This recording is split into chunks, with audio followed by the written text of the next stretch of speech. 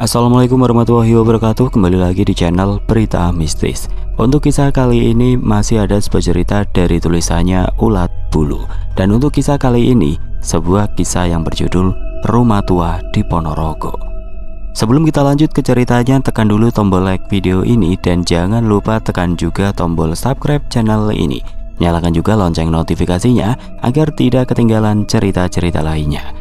Dan seperti apa untuk kisah kali ini? Langsung saja kita masuk ke ceritanya.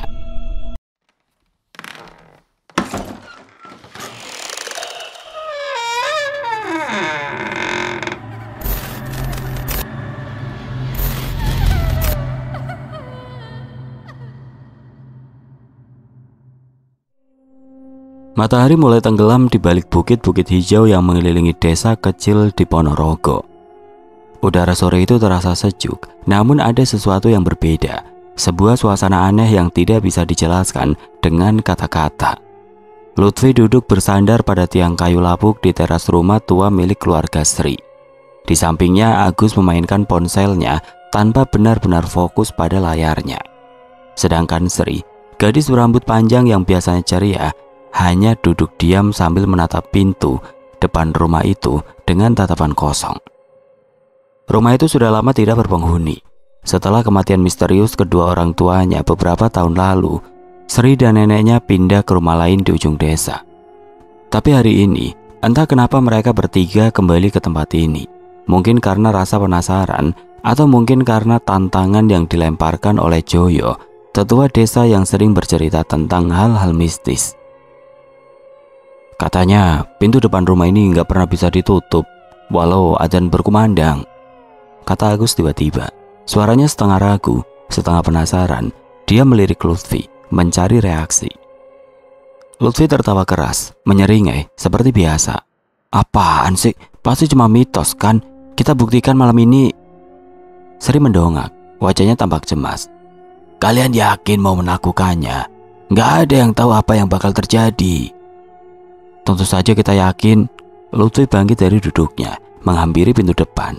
Dia mencoba menutup dengan keras, tapi pintu itu terbuka lagi beberapa detik kemudian. Mungkin cuma engselnya rusak. Agus ikut berdiri, menepuk bahu Lutfi. Tapi katanya, kalau ada yang nekat tinggal di sini sampai adzan subuh, mereka bakal... Ya, kamu tahu sendiri kan? Ngaco. Potong Lutfi cepat. Joy cuma cari sensasi biar dia kelihatan penting. Aku yakin gak ada apa-apa di rumah ini. Namun meski nada suaranya terdengar percaya diri, ada sesuatu dalam sorot matanya yang membuat Sri semakin waspada. Dia tahu Lutfi selalu berusaha terlihat berani, tapi jauh di dalam hatinya, dia juga merasakan firasat buruk tentang tempat ini. Mereka akhirnya memutuskan untuk tetap tinggal malam itu, bukan hanya untuk membuktikan bahwa legenda pintu yang terbuka saat azan berkumandang hanyalah mitos, tapi juga karena rasa ingin tahu yang semakin kuat. Apalagi Joyo sempat memberi peringatan terakhir sebelum mereka masuk ke rumah itu. Jangan main-main dengan tempat ini. Ada hal-hal yang lebih besar daripada sekedar pintu yang terbuka. Ketiganya hanya tertawa kecil mendengar peringatan itu. Tapi begitu langkah kaki mereka melewati ambang pintu, udara di dalam rumah langsung berubah. Dingin, pengap, dan dipenuhi aroma lembab yang menusuk hidung. Dinding-dindingnya penuh dengan retakan dan lantai kayunya berderit pelan setiap kali mereka melangkah. Di ruang tamu mereka menemukan sebuah meja tua dengan beberapa foto yang tersebar di atasnya. Salah satu foto menarik perhatian Sri. Dia mengambilnya dan memperhatikan dengan seksama. Wajahnya tiba-tiba berubah pucat. Ini ayah, katanya pelan, suaranya gemetar. Lutfi dan Agus langsung mendekat. Di dalam foto itu ada Sri kecil bersama kedua orang tuanya. Namun ada satu sosok lagi yang tidak mereka kenal. Seorang pria berwajah pucat dengan senyuman aneh. Ayah, kamu bilang ayahmu meninggal waktu kamu masih kecil, kata Lutfi bingung. Sri menggeleng pelan. Air mata mulai mengenangi matanya. Bukan, ini bukan ayah yang aku kenal. Ini Joyo. Kejutan pertama pun terungkap. Joyo ternyata adalah ayah kandung Sri yang telah meninggalkan keluarganya bertahun-tahun lalu. Tapi bagaimana mungkin fotonya ada di sana? Dan kenapa Joyo selalu mengatakan bahwa dia tidak pernah mengenal keluarga Sri. Malam itu belum berakhir, tapi sudah ada banyak pertanyaan yang menggantung di udara. Pertanyaan-pertanyaan yang mungkin tidak akan pernah terjawab dengan mudah. Sri masih memegang foto itu dengan tangan gemetar. Matanya tidak bisa lepas dari sosok pria asing di samping orang tuanya. Wajahnya pucat, senyumnya aneh, terlalu datar untuk terlihat ramah. Tapi juga bukan senyum dingin yang menakutkan, hanya ada sesuatu yang tidak wajar dari ekspresinya. Seperti dia sedang menyembunyikan rahasia besar. "Aku gak ngerti," kata Sri pelan, suaranya hampir tidak terdengar. "Kenapa ayah ada di foto ini? Kenapa aku gak pernah melihatnya sebelumnya?" Lutfi mengambil foto itu dari tangan Sri dan memperhatikannya lebih dekat. Dia mencoba mencari kejanggalan, tetapi selain senyuman aneh Joyo, semuanya tampak normal. Agus yang berdiri di belakang mereka hanya diam. Dia tampak bingung tapi juga waspada. "Kamu yakin ini Joyo?" tanya Lutfi akhirnya. "Mungkin cuma mirip." "Tidak mungkin salah," jawab Sri cepat. "Ini pasti dia. Aku ingat wajahnya. Tapi kenapa dia ada di sini? Kenapa dia bilang nggak pernah mengenal keluargaku?" Pertanyaan-pertanyaan itu bergantung di udara. Tanpa jawaban yang jelas, mereka semua tahu bahwa Joyo bukan orang biasa. Sebagai tetua desa, dia sering bercerita tentang hal-hal mistis. Tapi ceritanya selalu terdengar seperti dongeng, tidak pernah ada bukti nyata. Namun foto ini adalah bukti bahwa Joyo memiliki hubungan dengan keluarga Sri, bahkan mungkin dengan rumah tua ini. "Mungkin kita harus tanya langsung ke Joyo," usul Agus, meski nada suaranya ragu. "Dia pasti tahu sesuatu." "Tapi bagaimana caranya? Aku nggak bisa percaya padanya lagi. Dia sudah bohong selama ini." Lutfi meletakkan foto itu kembali ke atas meja. "Kalau dia nggak mau bicara, kita paksa. Kita cari tahu sendiri apa yang terjadi di rumah ini." Mereka mulai berkeliling ruangan, mencari petunjuk lain yang mungkin bisa menjelaskan keberadaan Joyo dalam foto itu. Di sudut ruangan ada sebuah lemari tua yang tertutup debu tebal. Lutfi membuka pintunya perlahan, dan di dalamnya mereka menemukan beberapa dokumen lama serta surat-surat yang sudah menguning. "Sri, ini surat dari ibumu," kata Agus, mengambil salah satu amplop yang bertuliskan nama Sri di bagian depan surat itu. Belum dibuka. Sri meraih surat itu dengan tangan gemetar. Dia membuka amplopnya perlahan, lalu mulai membaca isi surat tersebut. Matanya melebar saat dia sampai di paragraf terakhir. "Apa isinya?" tanya Lutfi penasaran. Sri menelan ludah sebelum menjawab. "Ibu bilang kalau ada sesuatu yang tersembunyi di rumah ini, sesuatu yang gak boleh ditemukan oleh siapapun. Ibu juga bilang kalau ayah kandungku adalah orang yang paling tahu tentang rahasia itu." "Jadi Joy benar-benar ayahmu?" tanya Agus, masih sulit mempercayainya. Sri mengangguk pelan. "Tapi kenapa dia meninggalkan kami? Kenapa dia pura-pura gak kenal sama keluarga ini?" Mereka terdiam, mencoba mencerna informasi baru itu. Ada banyak pertanyaan yang belum terjawab, tapi satu hal yang pasti, Joyo memiliki rahasia besar yang terkait dengan rumah ini. Di tengah keheningan itu, suara langkah kaki pelan terdengar dari arah dapur. Mereka langsung menoleh, tapi tidak ada siapapun di sana. Suara itu terdengar lagi. Kali ini lebih jelas, seperti seseorang yang sedang berjalan di atas lantai kayu yang lapuk. "Siapa di sana?" teriak Lutfi, mencoba terdengar berani meski nada suaranya sedikit bergetar. Tidak ada jawaban, hanya ada keheningan yang semakin mencekam. Sri mulai merasa cemas. Dia ingin keluar dari rumah itu, tapi rasa penasarannya membuatnya tetap tinggal. "Kita harus cari tahu dari mana suara itu berasal. Mungkin ada sesuatu di dapur." Mereka berjalan perlahan menuju dapur. Hati-hati agar tidak membuat suara apapun. Di dapur, mereka menemukan sebuah pintu kecil yang tersembunyi di balik rak kayu tua. Pintu itu terkunci, tapi ada celah kecil di bagian bawahnya. "Apa ini?" tanya Agus menunjuk pintu itu. "Tidak tahu, tapi sepertinya ini tempat rahasia." Sri mendekat dan mencoba membuka pintu itu, tapi gagal. "Kita butuh kunci." Mereka mulai mencari kunci di sekitar dapur. Setelah beberapa menit, Lutfi menemukan sebuah kunci kecil yang tersalip di antara alat-alat masak tua di atas meja. Dia mencoba memasukkan kunci itu ke lubang kunci pintu kecil, dan pintu itu terbuka dengan bunyi klik yang pelan. Di balik pintu itu mereka menemukan tangga sempit yang menuju ke ruang bawah tanah. Udara dingin langsung menyergap mereka begitu pintu terbuka. Sri ragu untuk turun, tapi Lutfi dan Agus sudah mulai melangkah ke bawah. "Kita harus hati-hati," kata Agus, suaranya berbisik. Di bawah mereka menemukan ruangan kecil yang dipenuhi lilin-lilin mati dan simbol-simbol aneh yang terukir di dinding. Di tengah ruangan ada sebuah meja batu dengan sebuah kotak kayu tua di atasnya. Kotak itu terlihat sangat rapuh, seperti sudah berusia ratusan tahun. "Apa ini?" tanya Sri, suaranya bergetar. "Tidak tahu, tapi sepertinya ini penting." Dia membuka kotak itu perlahan. Di dalamnya mereka menemukan sebuah buku tua dengan sampul kulit yang sudah retak. Buku itu berisi catatan-catatan tangan yang ditulis dengan tinta hitam. Beberapa halaman telah rusak, tapi sebagian besar masih bisa dibaca. Sri membuka salah satu halaman dan mulai membacanya. Matanya melebar saat dia menyadari isi buku itu. Ini tentang ritual," katanya pelan. "Ritual untuk membuka pintu ke dunia lain." Ke dunia lain?" tanya Agus bingung. "Iya, dan ada nama Joyo di sini. Dia adalah pemimpin ritual ini." Kejutan kedua pun terungkap. Joyo bukan sekedar ayah Sri yang hilang. Dia adalah dalang di balik ritual yang dilakukan di rumah ini puluhan tahun yang lalu. Ritual itu bertujuan untuk membuka pintu ke dunia lain, dan pintu itu ternyata adalah pintu depan rumah ini. Mereka terdiam, mencoba mencerna informasi baru itu. Ada banyak hal yang belum mereka pahami, tapi satu hal yang pasti, Joyo memiliki rahasia besar yang jauh lebih gelap daripada yang mereka bayangkan. Mereka masih berdiri di ruangan bawah tanah, menatap buku tua itu dengan perasaan campur aduk. Sri memegang buku itu erat-erat, seolah takut melepaskannya. Di dalamnya ada banyak catatan tentang ritual yang dilakukan bertahun-tahun lalu. Ritual yang melibatkan Joyo sebagai pemimpinnya.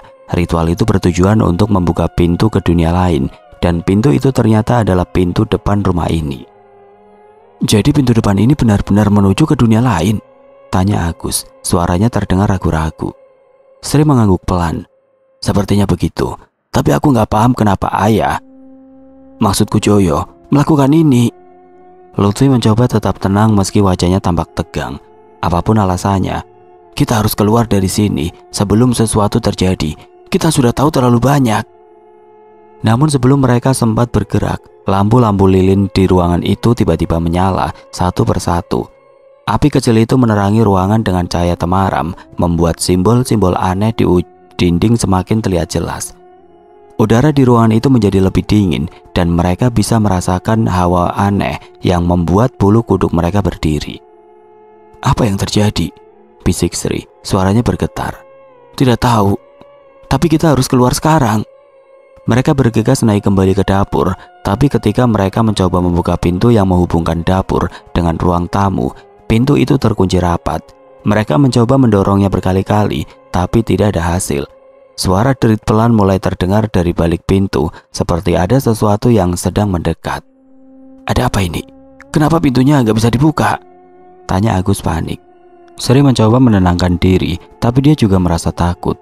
Dia ingat cerita ibunya tentang pintu depan yang selalu terbuka saat azan berkumandang. Apakah ini bagian dari ritual itu? "Kita harus cari jalan lain. Mungkin ada pintu belakang." Mereka berjalan cepat menuju pintu belakang, tapi ketika mereka sampai di sana, pintu itu juga terkunci. Ruangan-ruangan lain di rumah itu pun sama, semua pintu tertutup rapat, seolah rumah itu hidup dan menahan mereka dari dalam. "Kenapa semua pintu terkunci?" tanya Sri, suaranya hampir putus asa. "Tidak tahu." Lutfi mencoba tetap tenang. "Tapi kita harus tetap tenang. Panik hanya akan membuat kita semakin sulit berpikir." Di tengah kebingungan itu, suara azan maghrib mulai terdengar dari masjid desa. Awalnya pelan, lalu semakin jelas. Begitu suara azan bergema, pintu depan rumah itu terbuka sendiri dengan bunyi berderit keras. Angin dingin langsung menyapu seluruh ruangan, membuat lilin-lilin di bawah tanah padam satu persatu. "Apa yang terjadi?" tanya Agus, matanya melebar. "Pintu depan terbuka. Cepat, kita harus keluar." Mereka berlari menuju pintu depan. Tapi ketika mereka sampai di sana, mereka melihat sesuatu yang membuat mereka berhenti sejenak. Di ambang pintu, ada bayangan hitam besar yang berdiri diam, seperti menunggu mereka. Siapa itu? Tanya Sri, suaranya gemetar. Bayangan itu tidak menjawab. Sebaliknya dia mulai bergerak perlahan ke arah mereka. Ketika bayangan itu semakin dekat, mereka bisa melihat wajahnya. Wajah-wajah orang-orang yang pernah tinggal di rumah itu. Ada wajah orang tua Sri, ada wajah neneknya, bahkan ada wajah beberapa tetangga yang sudah meninggal bertahun-tahun lalu. Ini nggak mungkin, gumam Agus, tubuhnya gemetar. Bayangan itu terus mendekat dan mereka mulai mundur perlahan. Sri memegang erat-erat buku tua itu, seolah itu adalah satu-satunya harapan mereka. Apa yang harus kita lakukan? Tanya Sri panik. Lutfi mencoba berpikir cepat. Kita harus tutup pintu itu, cepat. Mereka berusaha menutup pintu depan, tapi pintu itu menolak ditutup. Bahkan ketika mereka mendorongnya dengan sekuat tenaga, pintu itu tetap terbuka lebar. Bayangan itu semakin dekat dan mereka bisa merasakan dingin yang menusuk tulang. Kenapa pintunya nggak bisa ditutup? Tanya Agus hampir menangis. Tidak tahu, tapi kita harus cari cara lain. Sri tiba-tiba teringat sesuatu. Dia membuka buku tua itu dan mulai membaca salah satu halaman. Di sana ada instruksi tentang cara menutup pintu itu dengan menggunakan mantra khusus yang harus dibacakan tepat saat azan berkumandang. Aku tahu caranya. Kita harus bacakan mantra ini. Dia mulai membaca mantra itu dengan suara lantang meski tubuhnya gemetar. Agus dan Lutfi berdiri di belakangnya, mencoba melindungi dia dari bayangan yang semakin dekat. Begitu mantra itu selesai dibacakan, pintu depan mulai bergerak perlahan. Bayangan itu tampak marah, mencoba mendorong pintu agar tetap terbuka. Tapi akhirnya, pintu itu berhasil ditutup dengan bunyi keras. Bayangan itu lenyap bersamaan dengan suara azan yang mulai reda. Mereka terdiam sejenak, mencoba menenangkan nafas mereka. Tubuh mereka masih gemetar, tapi mereka berhasil selamat dari situasi itu. Apa yang barusan terjadi? Tanya Agus pelan. Tidak tahu, tapi kita harus keluar dari sini sekarang. Mereka bergegas keluar dari rumah itu, tapi ketika mereka melihat ke belakang, pintu depan itu sudah terbuka lagi. Meski tidak ada angin, pintu itu berdiri terbuka lebar, seperti menunggu mereka kembali. Mereka berdiri di halaman depan rumah tua itu, menatap pintu yang kembali terbuka meski sudah mereka tutup dengan mantra. Udara malam terasa semakin dingin dan angin pelan-pelan menyapu dedaunan kering di sekitar mereka. Lutfi mencoba menenangkan diri, tapi jantungnya masih berdebar kencang. Sri memegang buku tua itu erat-erat, sementara Agus hanya bisa menggelengkan kepala, bingung dengan apa yang baru saja terjadi. Kenapa pintunya terbuka lagi? Tanya Agus, suaranya bergetar. Kita kan sudah pakai mantra itu. Tidak tahu, tapi ini pasti ada hubungannya dengan ritual yang dilakukan Joyo dulu. Sri menunduk, matanya penuh rasa bersalah. Dia merasa seperti ada beban besar di pundaknya. Aku gak pernah tahu kalau ayah melakukan semua ini. Kenapa dia harus melibatkan keluargaku? Lutfi meletakkan tangannya di bahu Sri, mencoba menenangkannya. Kita belum tahu semuanya, tapi satu hal yang pasti, kita harus cari tahu lebih banyak tentang Joyo. Dia adalah kunci dari semua ini. Sebelum mereka sempat membahas lebih lanjut, suara langkah kaki pelan terdengar dari arah jalan setapak menuju rumah itu. Mereka langsung menoleh dan di kegelapan malam mereka melihat sosok yang sangat ia kenal. Ayah, gumam Sri pelan, suaranya hampir tidak terdengar. Joyo berjalan perlahan menuju mereka, wajahnya tampak lekat dan pucat, matanya kosong seperti orang yang sedang kehilangan arah. Ketika ia sampai di depan mereka, dia hanya diam sejenak, seolah mencoba memikirkan kata-kata yang tepat untuk diucapkan. Apa yang kalian lakukan di sini? Kata Joyo akhirnya, suaranya terdengar lemah. Kami cuma ingin tahu apa yang terjadi di rumah ini, jawab Sri, suaranya gemetar. Kenapa ayah ada di foto itu? Kenapa ayah meninggalkan kami? Joyo menghela nafas panjang, dia tampak ragu, tapi akhirnya dia mulai berbicara. Aku tidak punya pilihan waktu itu. Aku harus melakukannya demi melindungi desa ini. Melindungi desa? Apa maksudnya ayah? Tanya Sri bingung. Joyo menunduk, seolah sulit mengungkapkan apa yang ingin dia katakan. Rumah ini dulu adalah tempat ritual untuk menjaga desa agar aman dari roh-roh jahat. Pintu depan itu adalah portal yang menghubungkan dunia kita dengan dunia lain. Kalau pintu itu tertutup, roh-roh jahat akan terperangkap di sana dan tidak bisa masuk ke desa kita. Tapi kalau pintu itu terbuka, mereka bisa lepas. Jadi, ayah adalah pemimpin ritual itu? Tanya Sri, suaranya bergetar. Joyo mengangguk pelan. Ya, aku melakukan ritual itu puluhan tahun lalu. Tapi sebagai konsekuensinya, aku terikat pada pintu ini.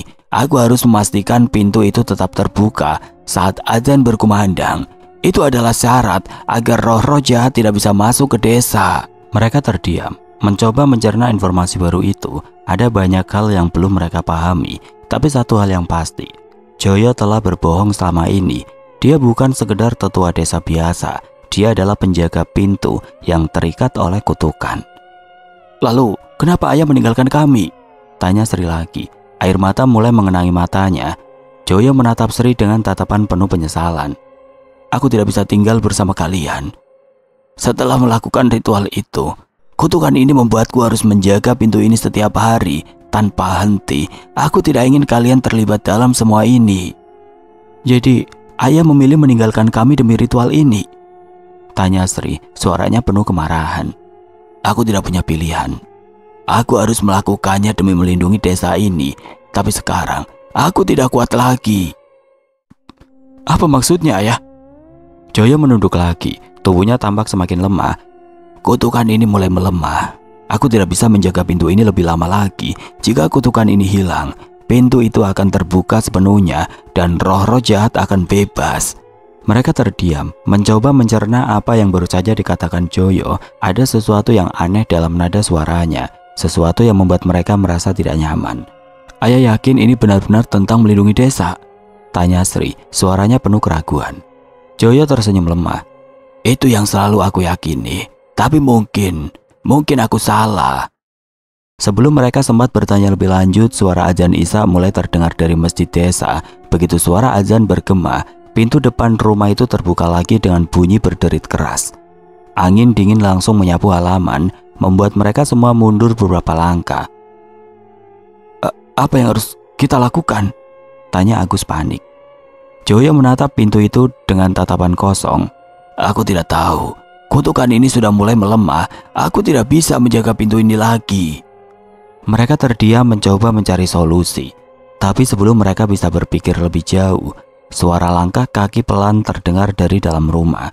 Bayangan hitam besar mulai muncul di ambang pintu, seperti ada sesuatu yang sedang mendekat. Ini gak mungkin, gumam Agus, tubuhnya gemetar. Bayangan itu terus mendekat, dan mereka bisa melihat wajah-wajah mengerikan yang menempel pada bayangan itu. Wajah-wajah itu adalah wajah orang-orang yang pernah tinggal di rumah itu, termasuk wajah orang tua Sri. Apa yang harus kita lakukan? Tanya Sri panik. Joyo menatap mereka dengan tatapan penuh penyesalan. Aku gagal menjaga pintu ini.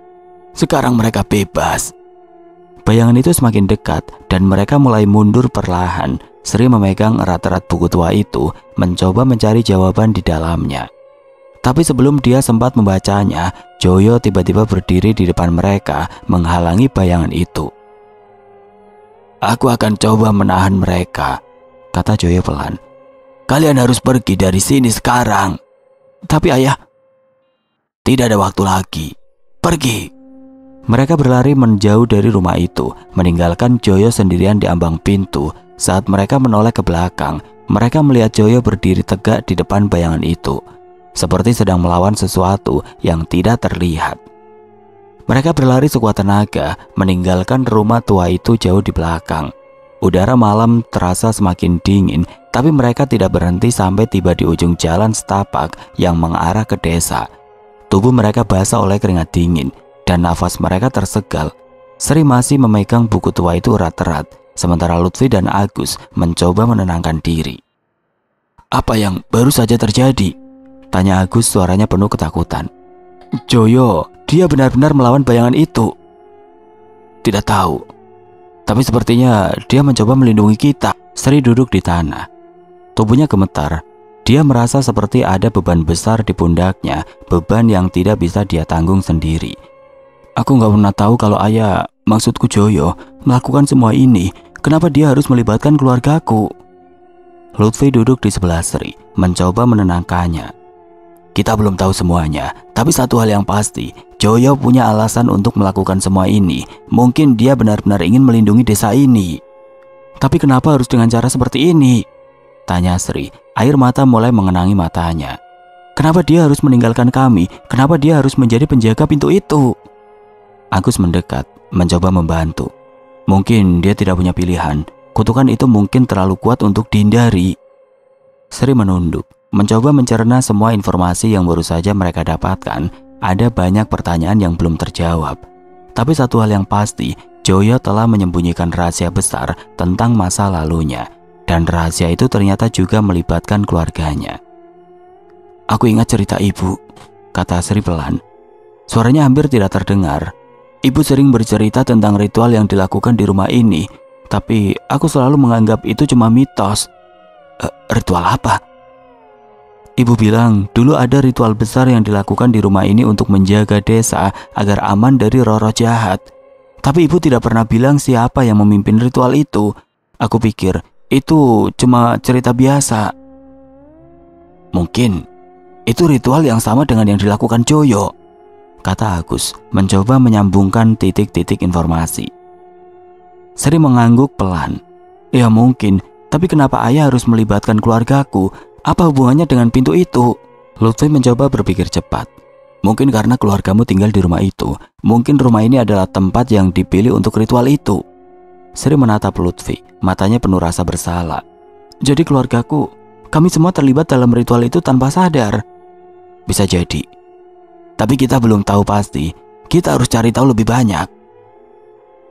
Matahari menampakkan cahayanya di balik bukit-bukit Ponorogo.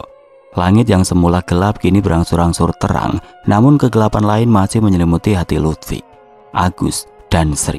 Mereka duduk di bawah pohon besar di ujung desa, mencoba menenangkan diri setelah malam yang mencekam.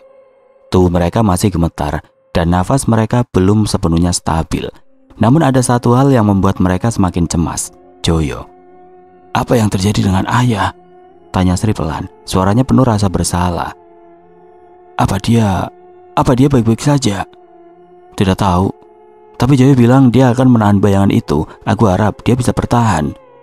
Agus menggeleng, wajahnya tampak muram. Bayangan itu nggak normal. Aku nggak yakin Joyo bisa melawan mereka sendirian. Sri menunduk. Air mata mulai mengenangi matanya. Dia merasa seperti ada beban besar di pundaknya. Beban yang tidak bisa dia tanggung sendiri. Aku tidak pernah tahu kalau ayah, maksudku Joyo, melakukan semua ini. Kenapa dia harus melibatkan keluargaku? Lutfi mencoba menenangkan Sri, meski dia sendiri juga merasa cemas. Kita belum tahu semuanya, tapi satu hal yang pasti, Joyo punya alasan untuk melakukan semua ini. Mungkin dia benar-benar ingin melindungi desa ini. Tapi kenapa harus dengan cara seperti ini? Tanya Sri, suaranya penuh kemarahan. Kenapa dia harus meninggalkan kami? Kenapa dia harus menjadi penjaga pintu itu? Agus mendekat, mencoba membantu. Mungkin dia tidak punya pilihan. Kutukan itu mungkin terlalu kuat untuk dihindari. Sebelum mereka sempat membahas lebih lanjut, suara adzan subuh mulai terdengar dari masjid desa. Awalnya pelan, lalu semakin jelas. Begitu suara adzan bergema, mereka langsung menoleh ke arah rumah tua itu. Mereka berharap pintu depan akan terbuka seperti biasa. Tapi kali ini sesuatu yang aneh terjadi. Pintu depan rumah itu tidak terbuka. Sebaliknya, pintu itu menutup dengan keras disertai suara ledakan kecil. Rumah itu bergetar hebat dan dinding-dindingnya retak. Suara derit kayu dan runtuhan terdengar dari dalam rumah membuat mereka semua panik. Apa yang terjadi? Tanya Agus, suaranya penuh ketakutan. Mereka mencoba membuka pintu depan, tapi pintu itu menolak dibuka. Bahkan ketika mereka mendorongnya dengan sekuat tenaga, pintu itu tetap tertutup rapat. Suara derit pelan mulai terdengar dari balik pintu, seperti ada sesuatu yang sedang mendekat. Ada apa ini? Kenapa pintunya nggak bisa dibuka? Tanya Agus panik. Tidak tahu, tapi kita harus cari cara lain. Mereka terdiam mencoba mencari solusi, tapi sebelum mereka bisa berpikir lebih jauh, suara langkah kaki pelan terdengar dari dalam rumah. Bayangan hitam besar itu mulai muncul di ambang pintu, seperti ada sesuatu yang sedang mendekat. Bayangan itu terus mendekat, dan mereka bisa melihat wajah-wajah mengerikan yang menempel pada bayangan itu. Wajah-wajah itu adalah wajah orang-orang yang pernah tinggal di rumah itu, termasuk wajah orang tua Sri. Apa yang harus kita lakukan? Tanya Sri panik. Bayangan itu semakin dekat dan mereka mulai mundur perlahan. Sri memegang erat-erat buku tua itu, mencoba mencari jawaban di dalamnya. Tapi sebelum dia sempat membacanya, Joyo tiba-tiba berdiri di depan mereka, menghalangi bayangan itu. Namun kali ini ada sesuatu yang berbeda. Tubuh Joyo tampak tegak, tanpa bekas kelelahan atau kerapuan yang bisa mereka lihat sebelumnya. Matanya bersinar merah dan senyumnya terlihat dingin, sama sekali berbeda dengan ekspresi lemah yang selama ini ia tunjukkan. "Ayah," gumam Sri pelan, suaranya gemetar. Joyo tersenyum lebar, matanya berkilat aneh. "Kalian pikir aku korban kutukan? Kalian salah besar." Mereka terdiam mencoba mencerna apa yang baru saja dikatakannya. Ada sesuatu yang sangat salah dengan nada suara Joyo, sesuatu yang membuat mereka merinding. "Apa maksud ayah?" tanya Sri, suaranya bergetar. Joyo tertawa pelan, suaranya terdengar dingin dan menusuk.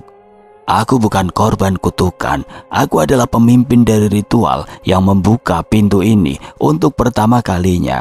Aku adalah dalang di balik semua ini." "Jadi ayah berbohong selama ini?" tanya Sri. Air mata mulai mengenangi matanya. "Bukan berbohong," kata Joyo. Nadanya santai seolah sedang bercerita tentang hal sepele. "Aku hanya memberikan informasi yang kalian butuhkan pada waktu yang tepat. Aku membutuhkan kalian untuk melepaskan diriku dari ikatan spiritual yang mengurungku di rumah ini." "Maksud ayah?" Joyo tersenyum lebar, matanya bersinar merah semakin tegang. "Kutukan itu bukan kutukan, itu adalah pengorbanan yang aku buat untuk mendapatkan kekuatan. Aku mengunci diriku sendiri di rumah itu agar roh-roh jahat tidak bisa lepas. Tapi sekarang dengan kalian membaca mantra itu, aku akhirnya bebas." "Ini semua rencanamu?" tanya Sri, suaranya penuh kemarahan dan kekecewaan. "Tentu saja," jawab Joyo dengan nada dingin. "Aku memilih keluarga ini karena aku tahu kalian akan datang ke rumah itu suatu hari nanti. Aku memilihmu, Sri, karena kau adalah anakku. Kau adalah kunci untuk melepaskanku."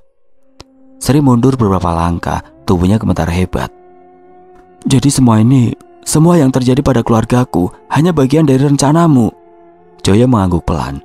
"Ya, maafkan aku jika kau merasa terluka, tapi ini demi kekuatan yang lebih besar." Mereka terdiam, mencoba mencerna pengkhianatan yang baru saja terungkap. Joyo bukan korban kutukan, dia adalah dalang di balik semua ini. Dia menggunakan Sri dan teman-temannya untuk melepaskan dirinya dari ikatan spiritual yang mengurungnya di rumah itu. "Apa yang akan ayah lakukan sekarang?" tanya Sri, suaranya penuh ketakutan. Joyo tersenyum lebar, matanya bersinar merah semakin terang. "Aku akan pergi. Aku akhirnya bebas. Terima kasih atas bantuanmu, Sri."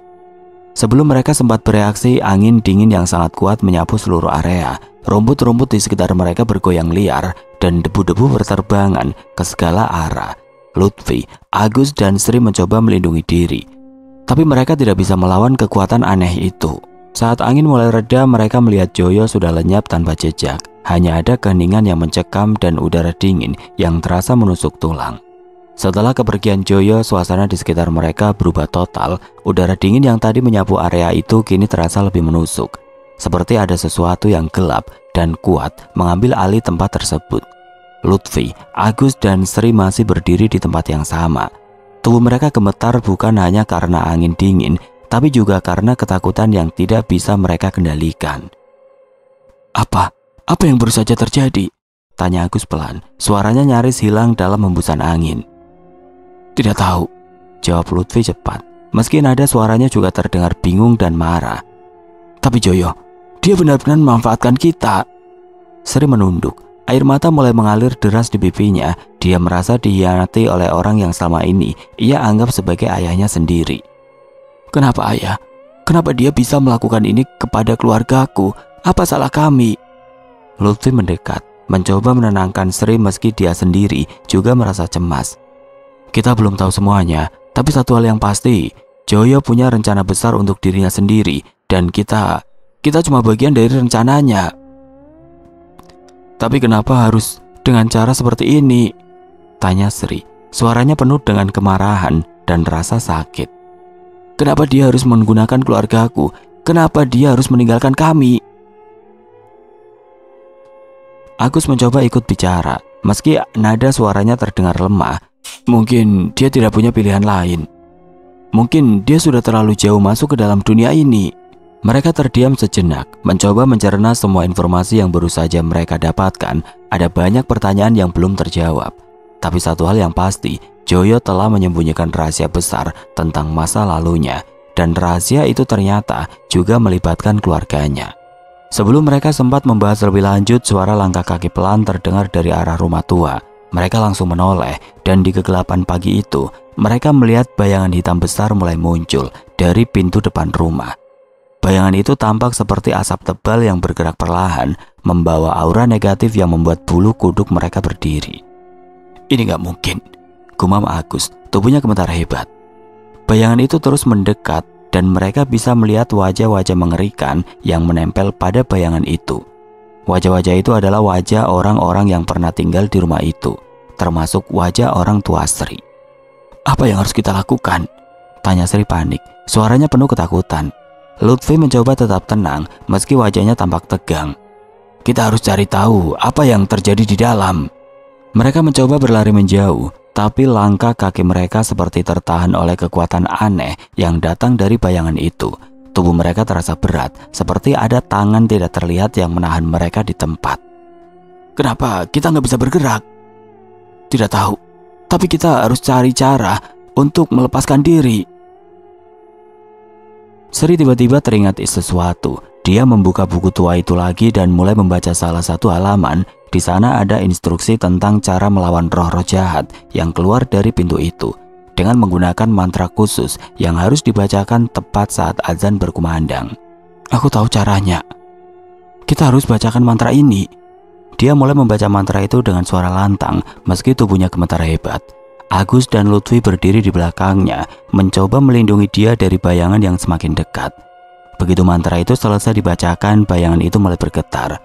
Wajah-wajah mengerikan yang menempel pada bayangan itu tampak marah, mencoba menyerang mereka.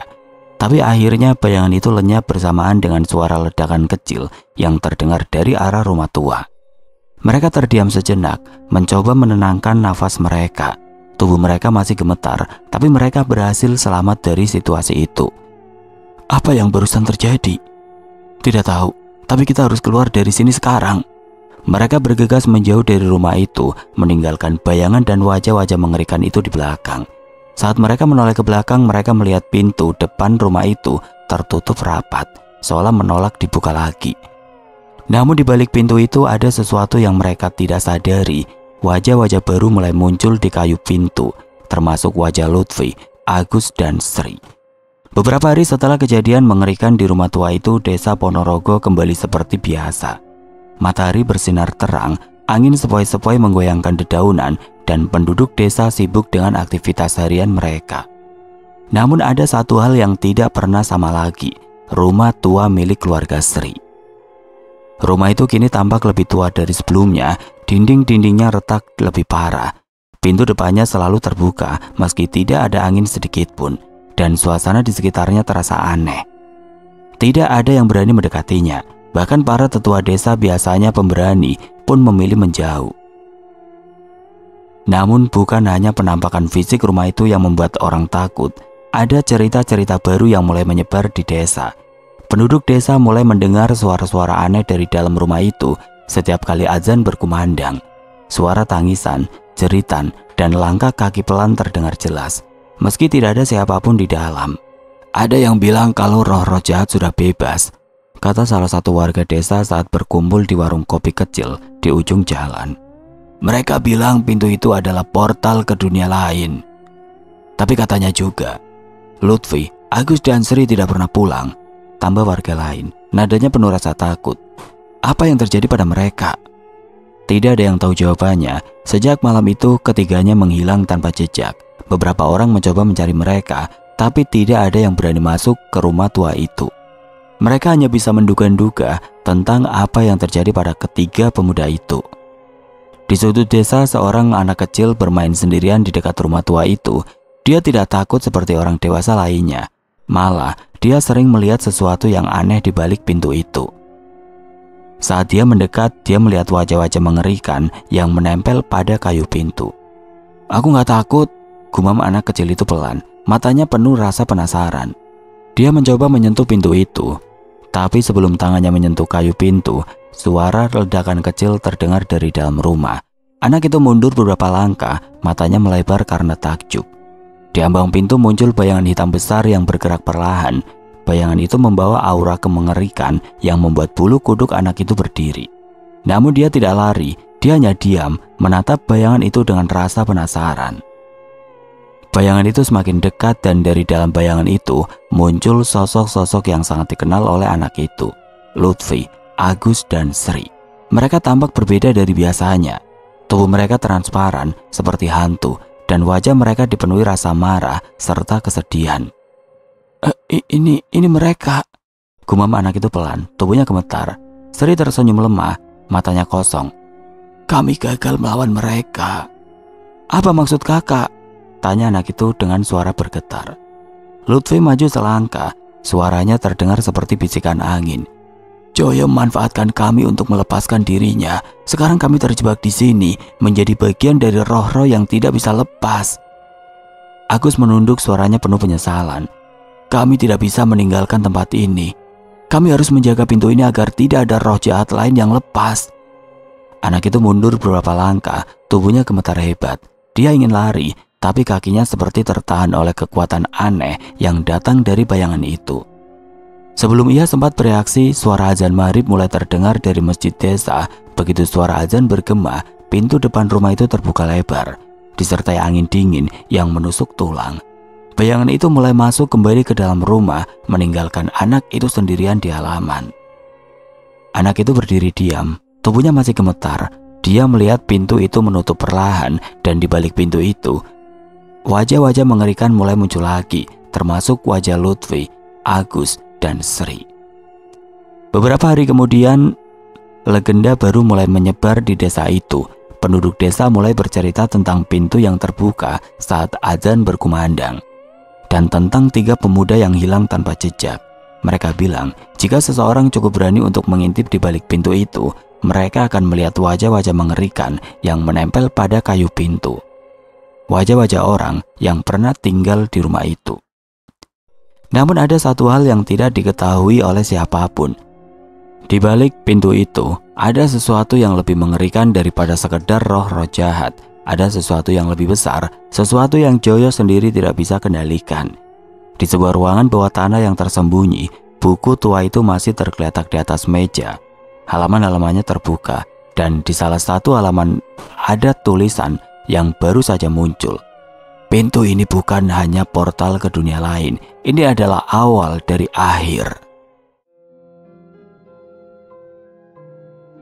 Oke teman-teman, sekian untuk kisah kali ini. Bagaimana menurut kalian tentang kisah ini? Tulis komentar kalian di kolom komentar. Dan buat teman-teman yang baru bergabung, jangan lupa untuk like, komen, share, serta subscribe channel ini. Dan nantikan kisah-kisah horor berikutnya tetap di channel Berita Mistis.